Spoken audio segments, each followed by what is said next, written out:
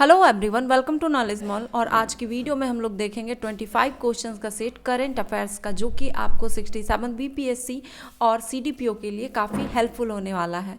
तो चलिए लगाते हैं आज का सेट। क्वेश्चन है पहला कि हाल ही में भारतीय तटरक्षक बलों द्वारा निम्न में से किस जीव की रक्षा के लिए ऑपरेशन ओलिविया शुरू किया गया है? आंसर है ऑप्शन ए, कछुआ के लिए। हाल ही में भारतीय तटरक्षक बल ने कानून लागू किए हैं और ओडिशा में ओलिव रिडले कछुओं की रक्षा के लिए ऑपरेशन ओलिविया शुरू किया है। नवंबर 2021 के अंत तक चीन, जापान और स्विट्जरलैंड के बाद चौथा सबसे ज़्यादा विदेशी मुद्रा भंडार करने वाला देश कौन सा था? आंसर है ऑप्शन सी, भारत। भारत सरकार ने लड़कियों के विवाह हेतु न्यूनतम आयु को 18 वर्ष से बढ़ाकर 21 वर्ष किए जाने संबंधित एक विधेयक लोकसभा में पेश किया है। इसे लागू करने के लिए निम्नलिखित में से किस अधिनियम में संशोधन करना पड़ेगा? आंसर है इसका ऑप्शन डी, ऑप्शन 1, 2 और 3, इन तीनों का है। बाल विवाह निषेध अधिनियम 2006, विशेष विवाह अधिनियम 1954 और हिंदू विवाह अधिनियम 1955 में। महिलाओं एवं बच्चों के शारीरिक और मानसिक स्वास्थ्य के विकास एवं महिलाओं को अधिक सशक्तिकरण बनाने हेतु यह विधेयक लाया गया है। इस विधेयक को लागू करने में Hindu marriage act 1955, special marriage act 1954 और बाल विवाह निषेध एक्ट 2006 में बदलाव करनी होगी। इन तीनों में ही महिलाओं के लिए विवाह की न्यूनतम उम्र 18 वर्ष और पुरुषों के लिए 21 वर्ष होने का जिक्र किया गया है। विश्व में 10वां सबसे बड़ा वन क्षेत्र वाला देश निम्नलिखित में से कौन सा है? आंसर है ऑप्शन बी, भारत। आर्थिक सर्वेक्षण 2021-22 में कहा गया है कि 2021 में भारत का कुल वन क्षेत्र 7,13,789 वर्ग किलोमीटर था, जो 2011 की तुलना में 3.14% की वृद्धि को दर्शाता है, जबकि यह दुनिया में वन क्षेत्र का 10वां सबसे बड़ा देश बना हुआ है। भारत सर्वेक्षण 2021-22 में कृषि क्षेत्र में कितने प्रतिशत की वृद्धि दर्ज की गई है? आंसर है ऑप्शन डी, 3.9% की। कृषि क्षेत्र में 2020-21 में 3.6% और 2021-22 में 3.9% की वृद्धि दर्ज की गई है। नवंबर 2021 में निम्न में से किस संस्था द्वारा विश्व के शहरों को गर्मी से निपटने हेतु सहायता करने के लिए beating the heat A sustainable cooling handbook for cities नामक रिपोर्ट को प्रकाशित किया गया है? आंसर है ऑप्शन ए, संयुक्त राष्ट्र पर्यावरण कार्यक्रम UNEP द्वारा। सितंबर 2021 में कौन सा देश संघाई सहयोग संगठन SCO का 9वां सदस्य बना है? आंसर है ऑप्शन सी, ईरान। सितंबर 2021 को संघाई सहयोग संगठन के नेताओं के 21वें शिखर सम्मेलन में ईरान को इस संगठन के पूर्ण सदस्य के रूप में स्वीकार किया गया। इसके पूर्व ईरान इस सदस्य में विगत 15 वर्षों से पर्यवेक्षक देश के रूप में शामिल था। 13 से 16 सितंबर 2021 के मध्य छठा ब्रिक्स युवा वैज्ञानिक कॉन्क्लेव वर्चुअली किस देश की मेजबानी में संपन्न हुआ? आंसर है ऑप्शन सी, भारत की मेजबानी में।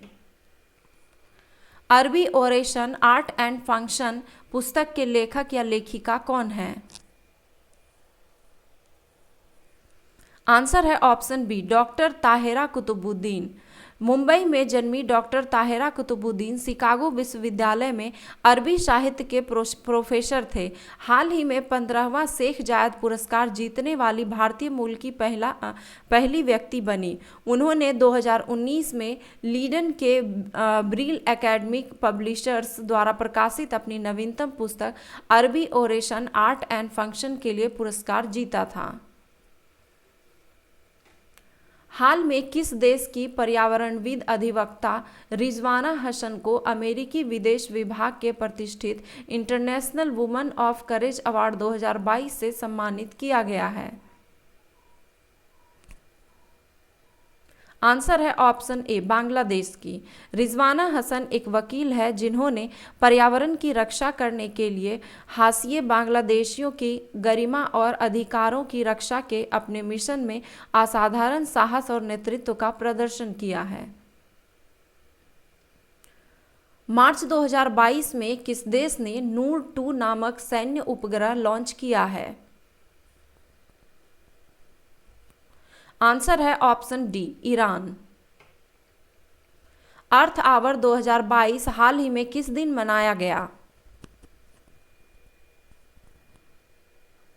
आंसर है ऑप्शन सी, 26 मार्च को। इसका मकसद दुनिया में लोगों को प्रकृति और जलवायु परिवर्तन के प्रति जागरूक करना है।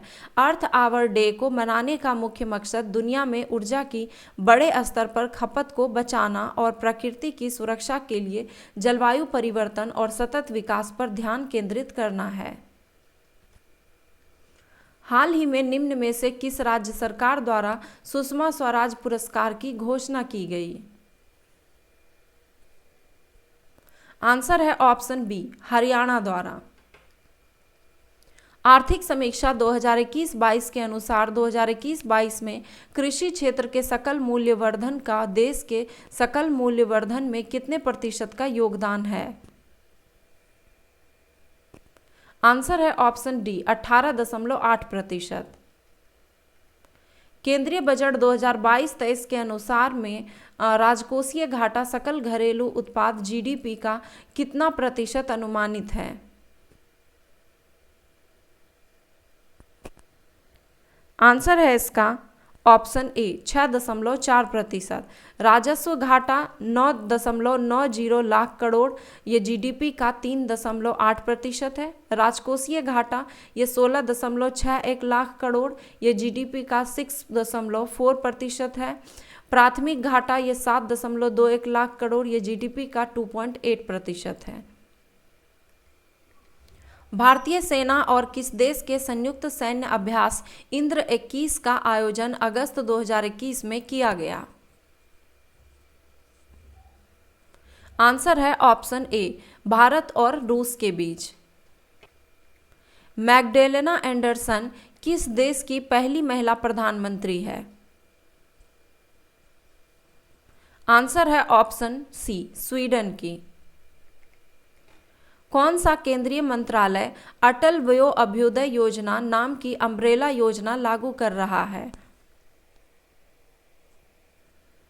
आंसर है ऑप्शन बी, सामाजिक न्याय और अधिकारिता मंत्रालय। सामाजिक न्याय और अधिकारिता मंत्रालय अटल वयो अभ्युदय योजना नाम से एक अम्ब्रेला योजना लागू कर रहा है। इस योजना का उद्देश्य देश भर में वरिष्ठ नागरिकों का कल्याण करना है। 2021 में भारत में गूगल में सबसे अधिक खोजा जाने वाला व्यक्तित्व कौन था? आंसर है option D, Neeraj Chopra. Google ने अपनी ईयर इन सर्च 2021 सूची जारी की, जो दुनिया भर में इस सर्च इंजन पर सबसे अधिक खोजी गई चीज़ों को प्रदर्शित करती है। ओलंपिक स्वर्ण पदक विजेता नीरज चोपड़ा 2021 में भारत में सबसे अधिक खोजे जाने वाले व्यक्तित्व बन गए। हाल ही में खबरों में रही कैथरीन रसेल किस वैश्विक संस्था की नई प्रमुख है? आंसर है ऑप्शन बी, यूनिसेफ। संयुक्त राष्ट्र के राष्ट्र प्रमुख एंटोनियो गुटेरस रहता लिखा हुआ ने अमेरिका के राष्ट्रपति जो बाइडेन की सलाहकार कैथरीन रसेल को संयुक्त राष्ट्र बाल कोष यानी कि यूनिसेफ की प्रमुख नियुक्त किया है। राष्ट्रमंडल चैंपियनशिप में स्वर्ण पदक जीतने वाली झिली डाला बेहरा किस खेल से जुड़ी है? आंसर है ऑप्शन बी, भारोत्तोलन से। इंडिया आउट अभियान किस देश से संबंधित है? आंसर है ऑप्शन सी, मालदीव से। इंडिया आउट अभियान का नेतृत्व मालदीव के पूर्व राष्ट्रपति अब्दुल्ला यामीन ने किया था। हाल ही में मालदीव में राजनीतिक दलों ने इस अभियान का विरोध किया है। पिछले 3 वर्षों में सोशल मीडिया पर इंडिया आउट नारा देखा गया है। इंडिया आउट अभियान इन आरोपों के इर्द गिर्द केंद्रित है कि भारत सुरक्षा सहयोग के माध्यम से मालदीव में एक सैन्य उपस्थिति स्थापित करना चाहता है, मालदीव जिसका विरोध कर रहे थे। हाल ही में किस देश की कंपनी साब ने भारतीय सेना से AT-4 एंटी आर्मर हथियार का अनुबंध हासिल किया है? आंसर है ऑप्शन ए, स्वीडन।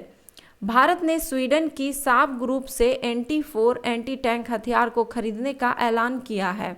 यह हथियार 200 मीटर की रेंज में किसी भी आर्मर्ड व्हीकल को बर्बाद करने में सक्षम है। इसे भारतीय थल सेना के पैरा कमांडो और राष्ट्रीय राइफल्स और भारतीय वायुसेना के गरुण कमांडो को सौंपा जाएगा। पंडित बिरजू महाराज किस नृत्य कला से संबंधित थे? आंसर है ऑप्शन डी, कथक से। वित्त मंत्री निर्मला सीतारमण ने वित्तीय वर्ष 2022-23 के लिए रक्षा मंत्रालय को कितने करोड़ रुपए आवंटित किए हैं? आंसर है ऑप्शन डी, 5.25 लाख करोड़ रुपए। वित्त वर्ष 2022-23 में रक्षा क्षेत्र के लिए 5,25,166 करोड़ रुपए आवंटित किए गए हैं। ये पिछले वित्त वर्ष में रक्षा बजट के लिए हुए 4,78,196 करोड़ के आवंटन से करीब 10% ज़्यादा है। तो ये थे करंट अफेयर्स के 25 क्वेश्चंस का सेट। आपने स्कोर कितना किया कमेंट बॉक्स में ज़रूर लिखें। वीडियो पसंद आया तो एक लाइक करें और अपने दोस्तों के साथ शेयर ज़रूर करें। साथ ही टेलीग्राम को ज़रूर ज्वाइन कर लें ताकि वहाँ जो ये वीडियो दी जाती है इसकी PDF वहाँ आपको मिल जाएगी। आप इसे PDF को डाउनलोड करके इसे रिवीजन के लिए रख सकते हैं। धन्यवाद।